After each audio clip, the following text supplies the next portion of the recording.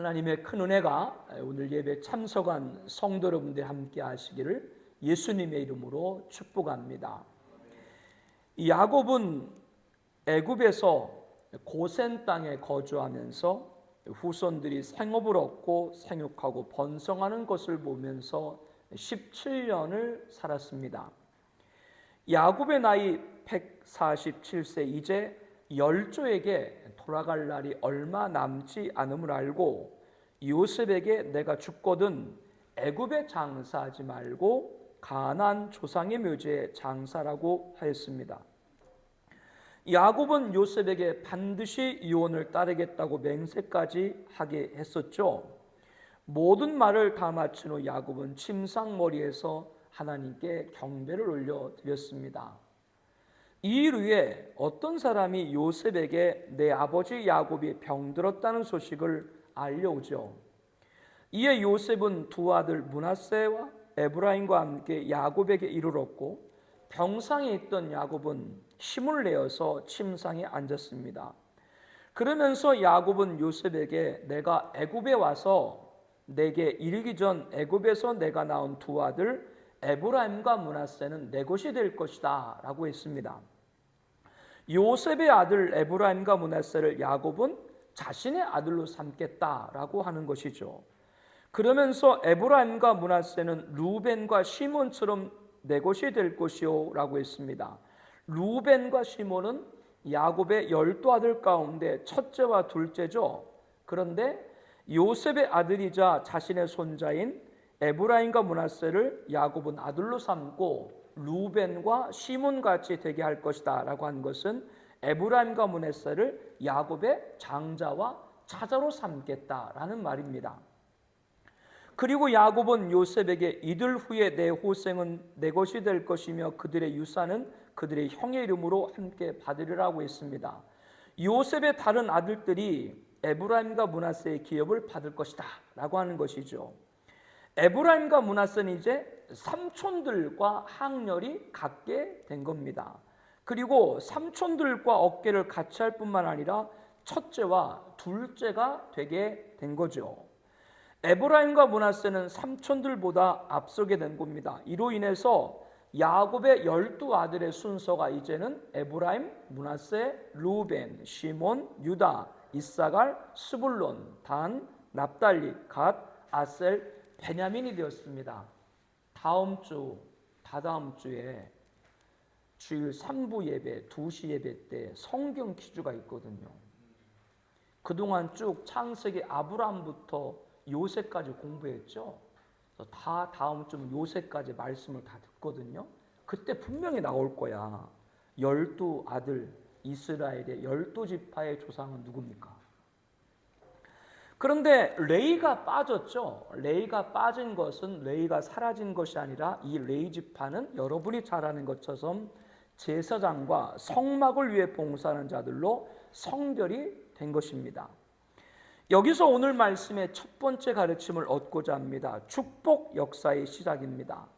본문의 시작은 야곱의 병고를 전해들은 요셉의 두 아들 에브라임과 므낫세를 데리고 병문안한 곳으로 시작되죠. 그런데 야곱은 요셉, 에브라임, 므낫세에게 자신이 만난 하나님께서 내려주신 복과 그 복이 이제 요셉, 에브라임, 므낫세에게 연결되는 축복으로 이어지고 있는 이야기로 시작되고 있습니다. 이를 통해 볼 때 요셉은 아버지 야곱이 아프시다는 말을 듣고 순순히 병문안을 하기 위해서 찾아온 것만이 아니라 다른 한편으로는 아버지 야곱이 돌아가시기 전에 에브라임과 므낫세에게 축복을 받도록 해야 되겠다. 그래서 요셉은 두 아들을 데리고 야곱을 찾아왔다는 것을 발견하게 됩니다. 그 이유는 요셉은 누구보다도 하나님이 함께해야만 복을 받을 수 있다고 하는 것을 애굽에서 노비로 13년, 총리로 26년을 살아오면서 체험했기 때문이죠. 요셉은 이 하나님의 복이 증조 할아버지인 아브라함, 할아버지인 이삭, 아버지 야곱을 통해서 이어진다는 걸 알고 있었습니다. 그래서 에브라임과 므낫세도 누구의 축복을 받도록? 야곱의 축복을 받도록 한 것이죠. 아버지 야곱이 돌아가시면 축복을 받을 수가 없기 때문에 그렇습니다. 이것이 축복 역사의 시작입니다. 축복 역사의 시작은 이렇게 타이밍이 중요합니다. 기회를 놓치면 안 돼요. 하나님은 영존하신 분이기 때문에 영원하십니다. 그러나 하나님께서 복을 주실 때는 사람을 통해서 주신다는 것을 알아야 됩니다. 그리고 나에게 축복될 사람은 항상 있는 것이 아닌 것이죠. 하나님은 항상 계시지만 하나님의 복을 축복할 사람은 항상 존재하는 것이 아닙니다. 하나님 주신 축복의 통로가 여러 가지가 있는데 그 축복의 통로 가운데 하나가 교회입니다. 하나님은 자신의 핏값으로 세우신 교회를 세우시고 예수님을 교회의 머리가 되게 하시고 성도들을 서로의 지체가 되게 하셨죠. 그래서 성도들 각각 사랑으로 섬김으로 서로에게 복이 되는 축복의 사람이 되게 한 겁니다. 그러므로 우리 교회 공동체에서 만난 성도들은 나에게 축복을 해준 사람으로 만났다, 이렇게 받아야 됩니다. 정말 소중하게 옆에 성도님을 여겨야 하는 것이죠. 여러분도 다 그렇게 믿고 있죠? 저 인간이 못 뜯어먹으려고 내 옆에 다가오지? 아니라고, 나에게 축복을 주려고 다가오는 거예요. 경계를 풀어. 경계할 때 경계를 하고, 왜 마귀가 올 때는 경계를 풀고 축복의 사람이 올 때 경계를 해요? 경계를 풀으라고요. 성도는 누구라고요? 하나님의 복을 나에게 축복해 주기 위해서 우리 교회 공동체에서 만나겠다라고 하는 겁니다. 서기관 중 한 사람이 예수님에게 계명 중 첫째가 무엇이니까? 라고 묻자 첫째는 이것이니 우리 하나님은 유일한 주시라 내 마음을 다하고 목숨을 다하고 뜻을 다하고 힘을 다하여 주 너희 하나님을 사랑하라 라고 하셨고, 둘째는 이것이니 내 이웃을 내 자신과 같이 사랑하라, 이렇게 예수님 말씀을 하셨죠. 이렇게 계명은 두 가지입니다. 하나님의 사랑과 이웃 사랑입니다. 그런데 예수님께서는 한 가지 계명을 더 주셨죠. 예수님은 최후 만찬에서 제자들에게 요한복음 13장 34절 말씀을 함께 보겠습니다. 새 계명을 너에게 주노니, 다 같이 봅니다. 새 계명을 너에게 주노니 서로 사랑하라. 너희도 서로 사랑하라. 예수님은 새 계명이라고 말씀을 하시면서 서로 사랑하라 라고 했습니다. 이제 하루 뒤면 십자가에 죽으시고 남아있을 제자들에게 새 계명을 예수님은 주신다라고 하시면서 서로 사랑하라 라고 한 거죠. 그러므로 이 서로 사랑은 이웃 사랑이 아니에요. 서로 사랑은 제자들 간의 사랑입니다. 오늘 우리들에게 말하면 교회 공동체 안에서 성도들 안의 사랑인 것이죠. 왜 주님께서는 이웃 사랑만을 말씀하지 않으시고 성도들의 서로 사랑을 강조한 걸까요? 그것은 이 패악한 세상에서 홀로 신앙생활을 사수하기란 쉽지 않기 때문에 그렇습니다. 우리 윤리 시간에 배웠죠. 사람은 무슨 동물이에요? 사회적 동물이기 때문에 그 사회가 어떤 대세에 따라가냐 따라서 따라가요. 그렇게 연약한 존재인데 그런 세상에서 믿음을 지킨다는 게 쉽지 않다라고 하는 것이죠. 혼자서 말입니다. 그래서 성도들이 서로 사랑할 때 세상도 우리들이 예수님의 제자인 걸 알리라 말씀하셨거든요. 요한복음 13장 35절에 이렇게 말하죠. 이어서 너희가 서로 사랑하면 이로써 모든 사람이 너희가 내 제자인 줄 알리라. 믿지 않는 사람들도 교회에서 성도들이 예배로 하나 되고 전도로 하나 되고 교육으로 하나 되고 봉사로 하나 되고 친교로 하나 되면 함부로 대하지 못할 뿐만 아니라 하나님을 보게 된다라고 하는 겁니다. 이렇게 세상에서 홀로 신앙생활 하는 것이 얼마나 어렵다는 걸 아시기 때문에 주님께서는 교회 공동체 안에서 뭐하라 그랬다고요? 서로 사랑하라. 그러므로 성도들의 서로 사랑이 곧 뭐예요? 축복인 것이죠. 초대교회는 핍박으로 옥고를 치르고 매질을 당했습니다. 그때 성도들이 어떻게 했는가? 한 마음으로 주여 이제도 그들의 위협함을 굽어보시옵고 또 종들로 하여금 담대히 하나님 말씀을 전하게 해달라고 기도했습니다. 위협함에도 굴복하지 않고 한 마음을 가지고 성도들이 담대히 하나님 말씀을 전하게 해달라고 기도했다. 그리고 이어서 손을 내밀어 병을 낫게 하셨고 표적과 기사가 거룩한 종 예수 이름으로 이루어지게 하옵소서. 오히려 능력을 간구했습니다. 이렇게 빌기를 다음에 모인 곳이 진동하더니 무리가 다 성령이 충만하여 담대히 하나님 말씀을 전했다. 핍박 가운데도 한마음 함께 기도했을 때 그 가운데도 담대히 하나님 말씀을 전했다. 핍박받은 성도들을 위해서 한마음의 기도, 바로 서로 사랑의 축복인 것을 확인하게 됩니다. 또한 신앙의 박해로 생업에 제약을 받은 성도를 위해서 한마음과 한뜻이 되어 모든 물건을 서로 통용하고 자기 재물을 조금이라도 자기 것이라는 이가 하나도 없더라 라고 했습니다. 자기 것을 교회에 드려서 교회로 하여금 부족한 성도님들을 섬기도록 한 것이죠. 너희가 넉넉한 것으로 그들의 부족한 것을 보충하여 균등하게 하려 함이라. 지금은 헌금을 통해서 어려운 분들을 구제하지 않습니까? 자녀들 장합사업들 행하고 있고요. 이러한 한마음의 선금이 바로 서로 사랑의 축복이라고 하는 것이죠. 위로하고 세워주고 격려하고. 그래서 예수님을 믿어도 가정에서 부부가 함께 믿는 게 참 중요해요. 왜냐하면 한쪽 배우자가 믿음이 연약해질 때 상대 배우자가 그 배우자를 일으켜주고, 이렇게 서로의 사랑이 얼마나 귀한가 우리는 경험으로 체험으로 알게 됩니다. 갈라디아서 6장 2절에 말합니다. 우리 함께 말씀 볼게요. 너희가 짐을 서로 지라 그리하여 그리스도의 법을 성취하라.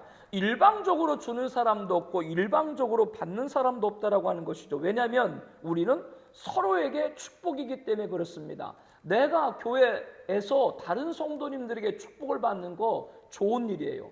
그러면 나도 다른 사람을 위해서 축복하는 것은 당연한 것이죠. 나는 물질이 없어서 물질이 필요합니까? 하나님의 은혜로 물질의 도움을 받을 수가 있습니다. 그러면 나는 무엇을 베풀어야 됩니까? 다른 성도님을 위해서 기도를 할 수 있습니다. 기도는 물질이 없다고 못하는 것이 아니기 때문에 그렇죠. 베드로전서 4장 10절입니다. 각각 은사를 받은 대로, 함께 보세요. 각각 은사를 받은 대로 하나님의 여러 가지 은혜를 맡은 선한 청지같이 서로 봉사하라. 각각 은사를 받은 대로 서로 봉사하라 라고 가르쳐주고 있지, 한 사람만 하라 그렇게 말하는 것이 아니에요. 골로새서 3장 13절에 말합니다. 누가 누구에게 불만이 있거든 서로 용납하여 피차 용서하되 주께서 너희를 용서한 같이 너희도 그리하라. 서로 뭐 하라고요? 용납하라, 용서하라. 왜? 나도 상대방에게 용납과 용서를 받았거든요. 그러므로 나도 상대에게 용납과 용서라고 하는 것이죠. 데살로니가전서 4장 18절에 서로 위로하라. 베드로전서 4장 9절에 서로 대접하기를 원망 없이 하고, 베드로전서 5장 5절에 서로 겸손으로 허리를 동이라. 혼자면은 뭐 할 수 있어요? 지칠 수가 있어요. 제가 지쳐 보여요? 힘이 나 보여요? 좀 미안해도 힘이 나 보인다고 얘기를 해야 되지. 여러분들이 너무 도와줘가지고 힘이 넘치잖아. 뭐 좀 쑥스러우신가? 혼자 하면 지치기가 쉬워요. 벅찰 수가 있어요. 쓰러질 수가 있어요. 그래서 서로 짐을 지라 라고 말씀을 하고 있습니다. 이것이 축복임을 알 수 있죠. 예수님께서 십자가 달리시기 전에 모진 고통을 받았잖아요. 우리가 패션 크라이스트 오브를 봤습니다만 채찍으로 온 몸이 찢기시고 거의 빈사, 거의 죽은 상태까지 돼서 십자가를 지시고 하는데 감당하지 못해가지고 어떻게 됐어요? 로마 병사가 구레네에서 온 시몬 사람한테 억지로 십자가를 지게 했죠. 주님도 십자가를 질 때 그 십자가를 대신 졌던 사람이 있죠. 그 사람이 성경에 보면 나중에 여러 가지 학자들 견해가 있습니다만은 그의 아내와 그의 자녀, 아들이 초대교회의 귀한 그리스도의 제자로 바울의 동역자가 된 것을 성경을 찾아볼 수가 있습니다. 함께 질 때 위대한 역사가 나타난 것을 찾아보죠. 2주 전에 가나안 교인에 대해서 말씀을 드렸죠. 가나안을 역으로 읽으면 뭐요? 안 나가.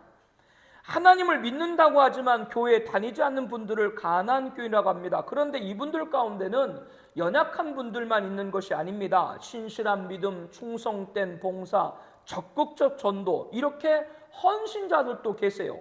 그런데 자신이 신뢰할 만한 목사, 동역할 성도를 찾지 못해서 예배당으로 발걸음을 중단한 분들이 있습니다. 그래서 집에서 듣고 싶은 설교를 듣고 기도하면서 마음이 가는 곳에 예물을 드리고 혼자 신앙생활을 하게 됩니다. 그런데 우리들은 기억해야 됩니다. 홀로 있을 때 누가 접근을 해요? 예수님이 40일 금식 기도를 하셨죠. 성령에 이끌려서 광야로 가서 40일 밤낮으로 금식을 하시는데 그때 누가 찾아왔습니까? 마귀에 관해서 마태복음 4장 3절 이하에 보니까 시험하는 자가 찾아왔다. 예수님도 뭐요? 시험하는 자가 찾아왔다. 마귀가. 예수님은 단호히 물리셨죠. 이에 마귀는 예수를 떠나가고 천사들이 나와서 수종들었다라고 말씀을 합니다. 예수님이 홀로 계실 때 찾아온 시험하는 자 마귀가 성도가 혼자 집에 있을 땐 찾아오겠어요? 안 오겠어요? 안 와요? 베드로전서 5장 8절에 너희 대적 마귀가 우는 사자같이 삼킬 자를 찾나니라고 말씀합니다. 우리가 주님처럼 마귀의 신업을 단호히 물리칠 수 있다면 혼자 집에서 신앙생활하면 되지만 그렇지 못하다면 하나님의 핏값으로 세우신 교회 공동체에 맡게 됩니다. 그리고 함께 신앙생활해야 됩니다. 여기에서 서로 사랑의 축복이 있는 거예요. 그래서 교회 공동체 안에 서로 사랑이 있는 거예요. 예수님의 감람산에서 승천하실 때 500여 형제들이 목격을 했습니다. 남자의 수만 기록된 걸 볼 때 여자와 유아까지 합하면 몇 배가 되겠죠. 예수님은 그들에게 분부하여 예루살렘을 떠나지 말고 내게서 들은 바 아버지께서 약속하신 걸 기다리라 라고 명했습니다. 그런데 이 주님의 말씀을 듣고 예루살렘에서 더불어 마음을 같이해서 오로지 기도에 힘쓴 무리 수가 약 120명이었다라고 말씀합니다. 그들은 우리가 잘 아는 것처럼 예수님이 약속하신 성령의 충만함을 받고 초대교회의 위대한 증인들이 되었죠. 그러나 120명의 몇 배가 되는 나머지 사람들은 승천하시는 예수님을 보고도 예수님의 명령을 듣고도 다 뿔뿔이 흩어져 버렸죠. 교회 공동체 안에서 모여서 더불어 믿음을 갖는 것이 얼마나 중요하다라는 걸 알 수가 있습니다. 하나님의 약속은 교회 공동체 안에서 이루어지는 줄 믿습니다. 네가 떠나지 말고 모여 기도에 약속한 걸 받아라. 주님이 말씀하니까 그 말씀을 들은 120명이 기도할 때 정말 그렇게 약속된 걸 받았죠. 교회 공동체 안에서요. 그러므로 이도저도 아니고 혼자 믿겠다는 분들에게 찾아가 우리들은 권면해야 됩니다. 성도들에게 세계모를 주신 서로 사랑하를 전하고 서로 짐을 지고 서로에게 축복 사람이 되도록 해야 됩니다. 우리들에게는 짐이 부담이 아니라 축복인 거예요. 왜 내가 저 사람을 위해서 기도해야 될까? 저 사람을 위해서 도와줘야 될까? 저 사람을 위해서 내가 왜 권면해야 될까? 여러분의 복으로 하나님이 그 사람의 짐을 맡도록 한 줄로 믿습니다. 나 또한 다른 사람한테 짐을 맡기는 것, 이렇게 서로 사랑이, 서로 짐이, 서로 축복인 것이죠. 하나님이 나에게 복을 주시고자 내 옆에 있는 성도님들을 축복의 통로로 만나게 하신 것이죠. 그러므로 우리는 서로가 축복입니다. 요셉은 에브라임과 므낫세를 병중에 있는 야곱에게 데리고 온 것은 병문안뿐만이 아니라 돌아가시기 전에 축복을 받게 하기 위함이었습니다. 하나님은 항상 계시지만 축복의 사람은 항상 있는 것이 아닙니다. 타이밍입니다. 기회가 중요합니다. 우리 교회 공동체 성도님은 나에게 축복입니다. 우리 교회 안에 있을 때 축복의 타이밍이 될 줄로 믿습니다. 그러므로 그 성도님을 통해 주시는 하나님 복을 받도록 서로 사랑을 해야 돼요. 서로 사랑할지니, 베드로전서 4장 8절 말씀, 서로 사랑할지니 사랑은 허다한 죄를 덮느니라. 아멘. 복을 차면 안 돼요. 우리 교회 공동체에서 만나게 하신 성도님을 통해서 큰 복 받기를 축복합니다. 축복의 역사의 시작은 하나님의 복의 통로인 성도님으로부터인 것이죠. 이것이 오늘 말씀 첫 번째 가르침입니다. 하나님의 복의 통로인 성도는 교회 공동체만을 말하는 것이 아니죠. 본문의 요셉과 에브라임 므낫세를 축복한 야곱같이 하나님을 경외하는 혈육인 아버지도 나에게 축복의 통로로 보내준 분입니다. 아버지도 성도고 내 친구도 성도고 내 동료도 하나님 믿으면 다 성도인 것이죠. 바라고 바라기는 나의 아버지와 어머니, 부모님, 그리고 나는 자녀의 부모로서 축복의 통로가 되시기를 소망합니다. 내가 부모로서 자녀의 축복의 통로가 되기 위해서는 어떻게 되는가? 야곱과 같이 먼저 부모님들이 하나님의 복을 받는 체험이 있어야 됩니다. 이게 오늘 말씀의 두 번째 가르침이에요. 축복 역사의 체험입니다. 내가 아버지로 축복하려면 자녀를 어떻게 된다고요? 내가 축복 역사의 체험이 있어야 하는 것이죠.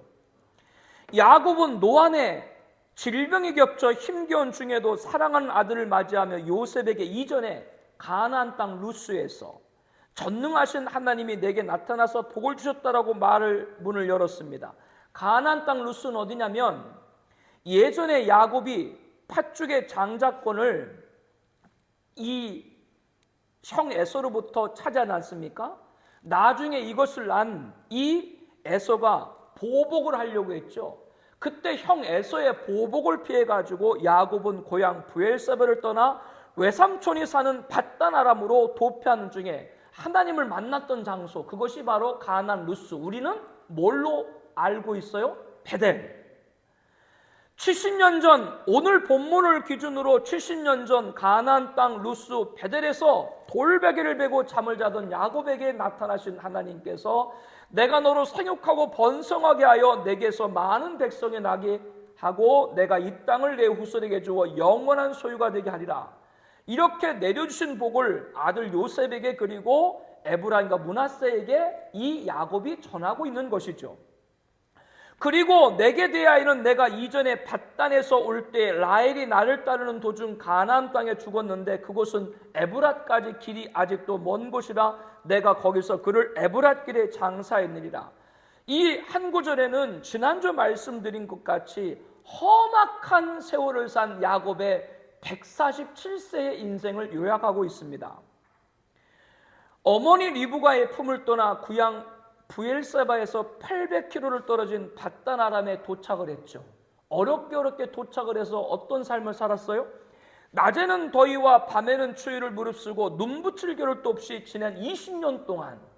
그런데 외삼촌이 몇 번이나 품삯을 변기하고 10번이나 품삯을 변기하는 속임을 당했지만 하나님 보호하심으로 대가족과 부유를 이끌고 고향으로 도망가는 길에 압복나루를 건너서 누구와 만나요?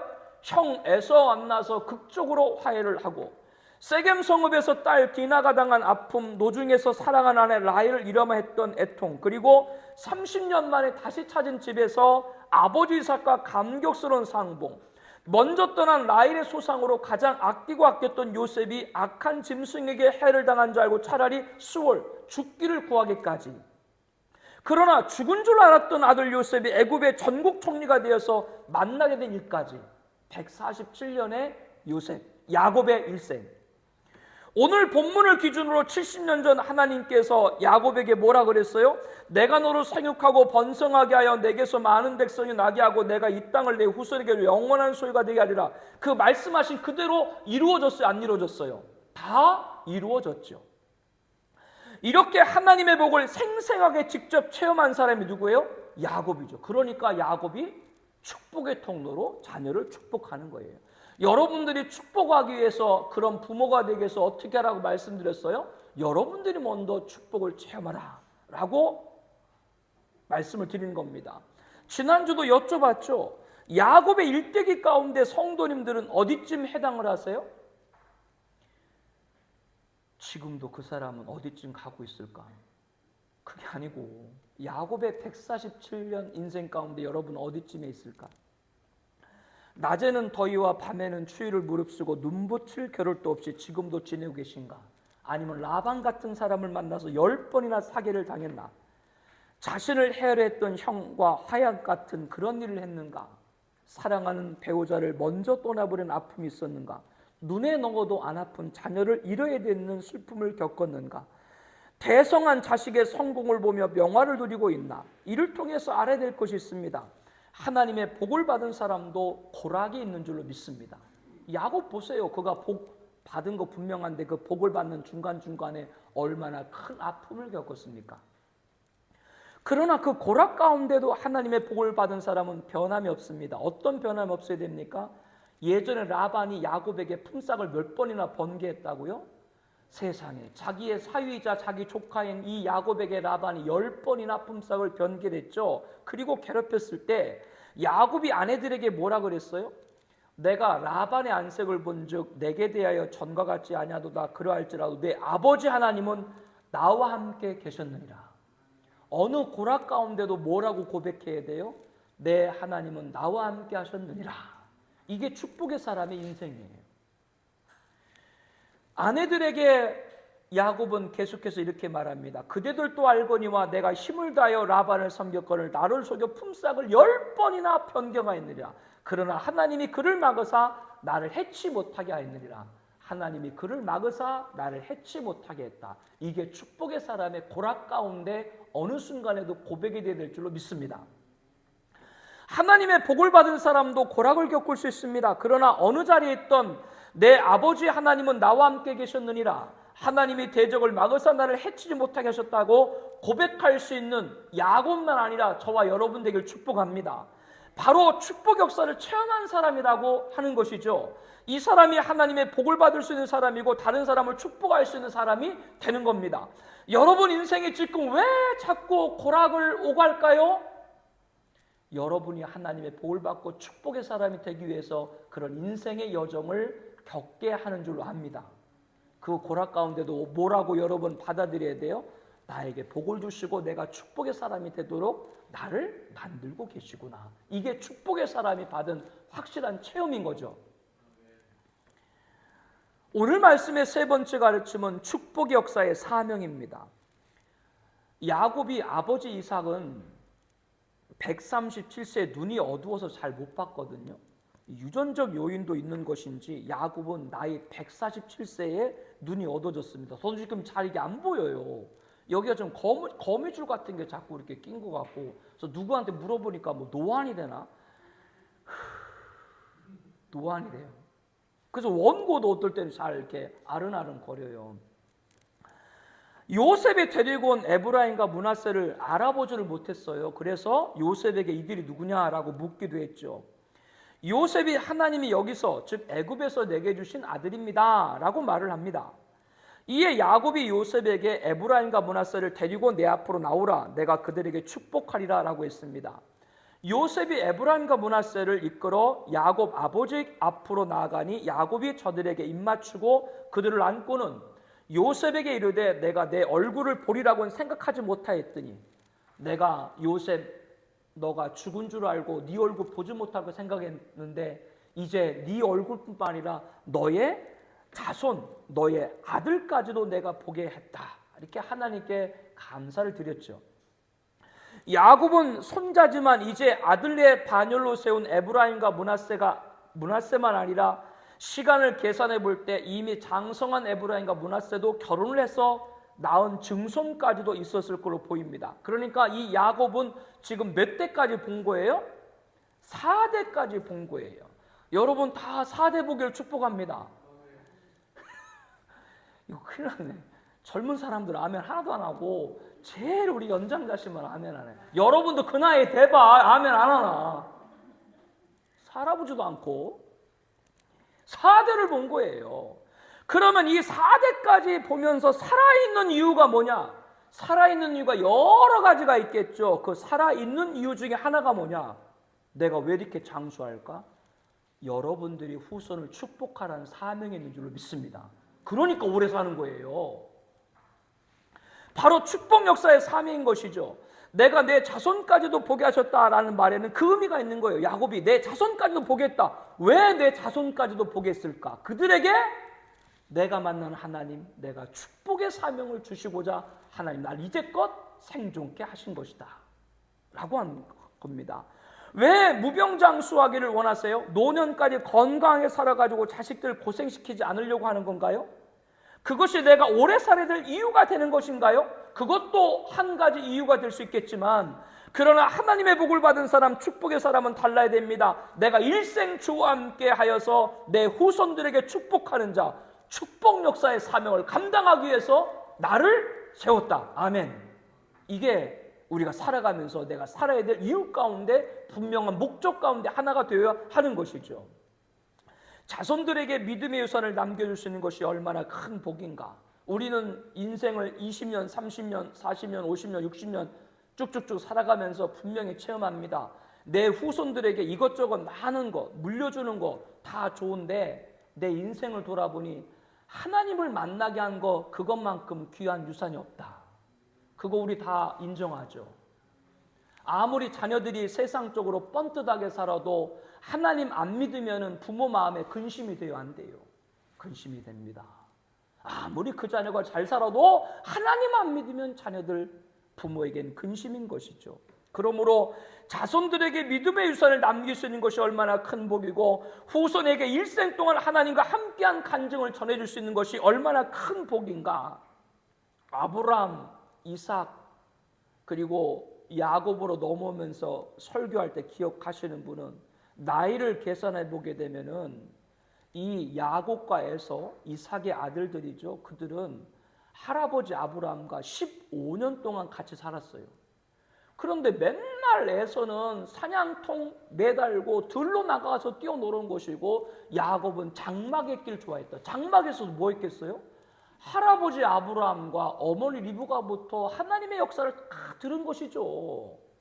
그러나 그렇지 못한 에서는 나중에 보니까 부모의 근심이 되었다. 이렇게 성경은 말씀을 하고 있습니다. 자손에게 하나님의 복을 간절히 축복하는 축복의 역사의 사명, 이 얼마나 큰 복입니까? 이 은혜를 우리 성도님들에게 다 축복합니다. 오늘 말씀의 네 번째 가르침은 축복의 차례가 있다라고 하는 겁니다. 축복 역사의 차례인 것이죠. 사람에게는 두 손이 있습니다. 어느 손이 있어요? 오른손과 왼손이 있죠.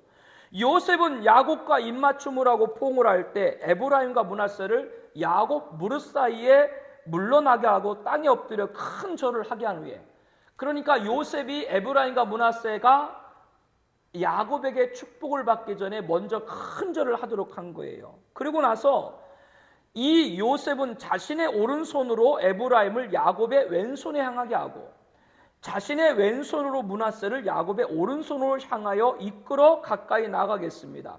이러한 요셉의 행동은 어떤 것을 찾아볼 수 있어요? 므낫세가 큰 아들이니까 장자인 므낫세가 야곱의 오른손에 복을 받고, 그리고 에브라임은 찾아니까 야곱의 왼손으로 복을 받기를 원해서 그렇게 이제 그 앞에 세워 놓은 것이죠. 아니 그런데 야곱은 오른손을 펴서 차남인 에브라임 머리에 얹고 왼손을 펴서는 므낫세 머리에 얹으니까 므낫세는 장자라도 팔을 엇바꿨더라. 그러니까 이렇게 야곱이 팔을 바꿔가지고 이쪽에 있는 차자 에브라임에게 오른손으로 축복을 한 겁니다. 야곱이 눈이 어두워서 므낫세가 장자인지 모르고 왼손으로 축복한 것이 아니라 알면서도 에브라임에게 오른손으로 축복을 한 것이죠. 처음에 요셉이 에브라임과 므낫세를 데리고 왔을 때 야곱이 장자인 므낫세를 먼저 불렀어요? 차자인 에브라임 먼저 불렀어요? 부를 때도 지금 20분 전에 설교했는데도 다 잃어버렸죠. 먼저 부를 때도 야곱은 에브라임을 먼저 불렀어요. 에브라임과 므낫세가 손자이지만 아들의 확률로 올려서 12아들이 되게 했을 때 12아들 가운데도 첫 번째로 세운 것이 므낫세예요, 에브라임이에요? 저렇게 설교하고도 바꾸면 나는 할 말이 없어. 에브라임을 12아들 가운데 또 첫 번째로 세웠던 거예요, 야곱이요. 야곱은 오른손을 에브라임 머리에 얹고 왼손은 므낫세 머리에 얹고 축복해서 내 조부 아브라함과 아버지 이삭의 섬기던 하나님, 나의 출생으로부터 지금까지 나를 기르신 하나님, 나를 모든 환난에서 건지신 여호와의 사자께서 이 아이들에게 복을 주시며 이들로 내 이름과 내 조상 아브라함과 이삭의 이름으로 칭하게 하시오며 이들이 세상에서 번식되게 하시기를 원하나이다. 간절히 축복을 했습니다. 이것을 본 요셉은 야곱이 오른손을 에브라임 머리에 얹은 것을 보고 기뻐하지 않았어요. 그래서 요셉은 아버지 야곱의 손을 들어서 에브라임 머리에서 옮겨가지고 므낫세 머리로 야곱의 오른손으로 축복을 하려고 했어요. 야곱에게 아버지 그리하지 마옵소서. 이 므낫세는 장자이오니 므낫세에게 오른손을 그 머리에 얹으소서라고 했지만 야곱은 허락하지 않았습니다. 나도 안다 내 아들아, 나도 안다. 내가 눈이 어두워서 못 보는 것이 아니라 나도 안다. 므낫세도 한 족속이 되며 그도 크게 되려니와 그의 아우 에브라임은 그보다 큰 자가 되고 그 자손이 여러 민족을 이루게 하리라. 이렇게 둘째인 에브라임에게 장자의 축복을 했습니다. 야곱은 이어 에브라임과 므낫세에게 축복하여 이스라엘이 너로 말미암아 축복하기를 하나님이 내게 에브라임 같고 므낫세 같게 하리라 라고 했습니다. 무슨 말이냐면 앞으로 이스라엘 후대들이 축복을 할 때 하나님이 에브라임에게 복을 주신 것처럼 하나님이 므낫세에게 복을 주신 것처럼 우리에게 복을 주옵소서. 앞으로 이스라엘 후대는 그런 말을 축복할 때 할 것이다. 이 말은 바꿔 말하면 에브라임과 므낫세가 복을 많이 받아가지고 그들이 뭐요? 축복의 대명사로 불리게 됐다라고 하는 것이죠.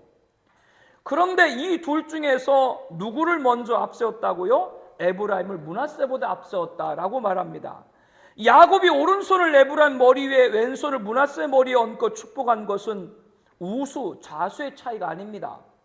성경에는 하나님께서 위대한 역사를 행하실 때 하나님이 어떤 손으로 하셨다? 오른손으로 하셨다. 하나님의 손이 인간 같은 손이 있으신 것이 아닌데 성경에 오른쪽 그러면 의롭다라는 뜻, 그리고 하나님 역사라는 뜻이 그 안에 포함되어 있는 것이죠.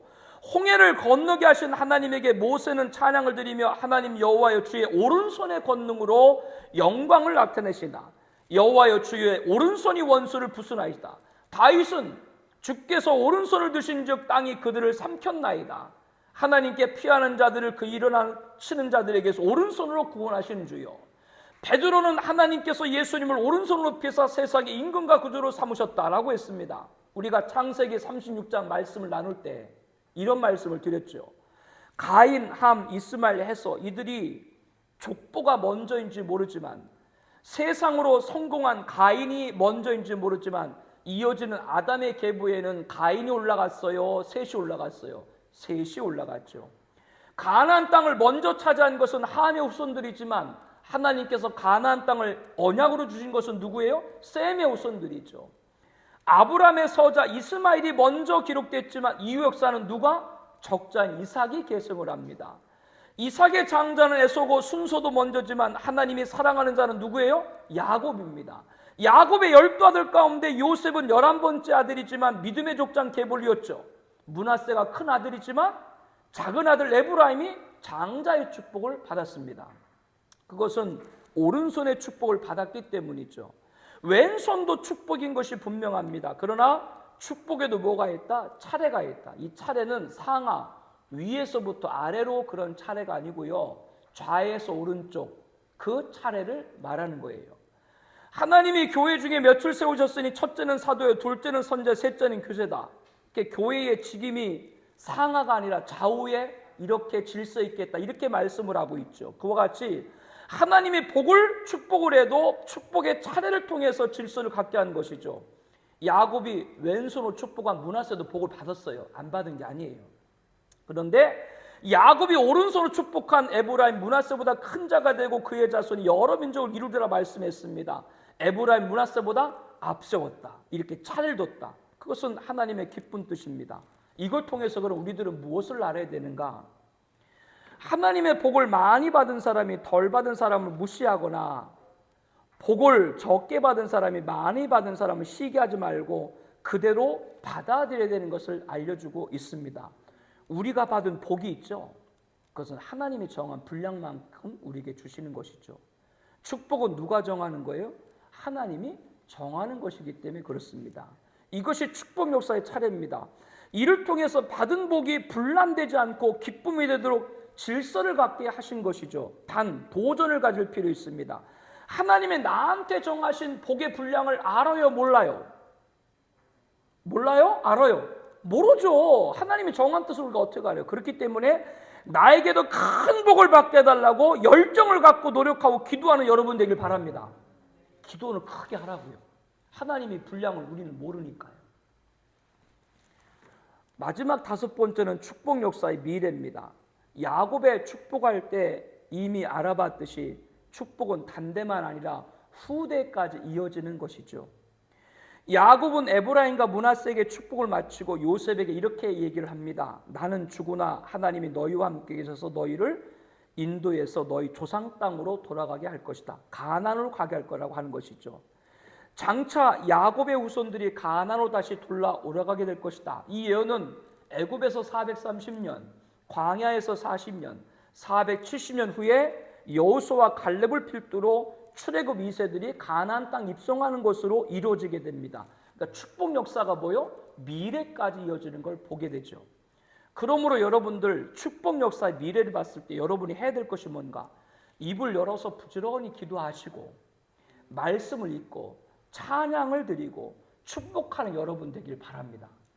그러면 나의 단대에서만 아니라 후대에서도 이루어지게 되는 것이죠. 야곱은 자신의 후손들이 다시 가나안에 올라가게 될 것을 예언한 다음에 요셉에게 특별한 복을 줬어요. 창세기 48장 22절에 보게 되면 내가 내게 내 형제보다 세겜 땅을 더 주었나니 이는 내가 칼과 활로 아모리 족속 손에서 빼앗은 것이라. 세겜 땅은 40년 전에 야곱이 외삼촌 라반 집 밧다람을 떠나서 숫곳을 거쳐 도착한 가나안 한 성인데, 그때 야곱이 하몰의 아들들에게 100크시다의 세겜 땅을 샀죠. 이 땅을 요셉에게 주겠다라고 복을 더했습니다. 요셉은 나중에 출애굽기 창세기 50장 22절에 보게 되면 110세의 죽음을 당하거든요. 이스라엘 자손에게 맹세시켜서 하나님 반드시 당신들을 돌려버리시니 당신들 여기서 내 해골을 메고 올라가겠다 하라. 이렇게 요셉은 죽으면서 자기가 이 땅에 묻히지 않게 했거든요. 그래서 요셉의 유해는 애굽에 장사됐지만 후손들이 요셉의 유언을 읽지 않고 430년 지난 후에 출애굽할 때, 모세가 출애굽할 때 뭐를 들고 나왔더라?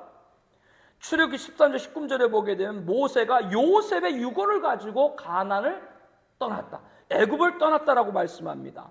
그리고 40년 광야 생활을 마치고 7년 가나안 정복을 마치고 여호수아 24장 32절에 보니까 이스라엘 자손이 애굽에서 가져온 요셉의 뼈를 세겜에 장사했으니 이곳은 야곱이 100크시다크를 주고 세겜의 아버지 하몰 자손에게서 산 밭이다.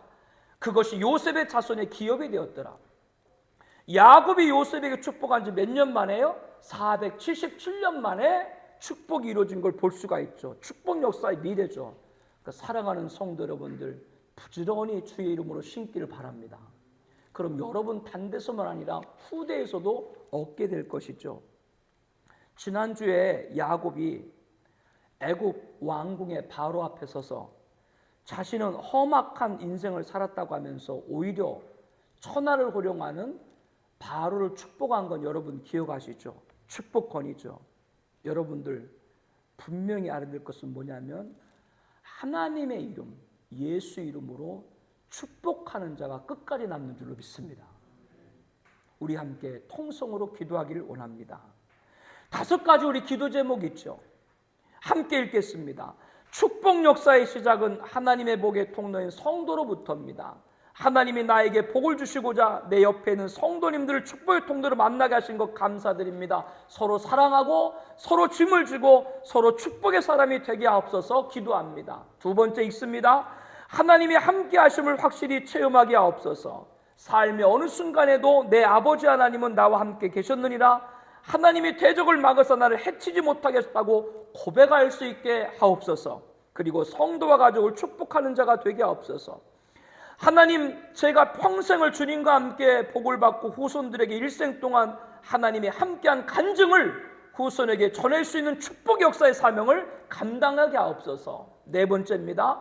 지금 내 복은 하나님이 정하신 축복 역사의 차례임을 고백합니다. 더 받았다고 교만하거나 덜 받았다고 무시하지 않게 하옵소서. 그러나 하나님 제게 주신 복의 분량을 알 수 없으니 사모합니다. 저에게도 큰 복을 주셔서 귀한 사명을 감당하게 하옵소서. 5번째입니다. 하나님 축복이 수백 년 지난 후에도 이루어짐을 알았습니다. 축복 역사의 미래, 입을 열어 부지런히 기도하고 말씀을 읽고 찬양을 드리고 축복하게 하옵소서. 단대는 물론이고 후대에서도 이루어지게 하여 주시옵소서. 우리 5가지 기도 제목을 꼭 통성으로 기도합니다.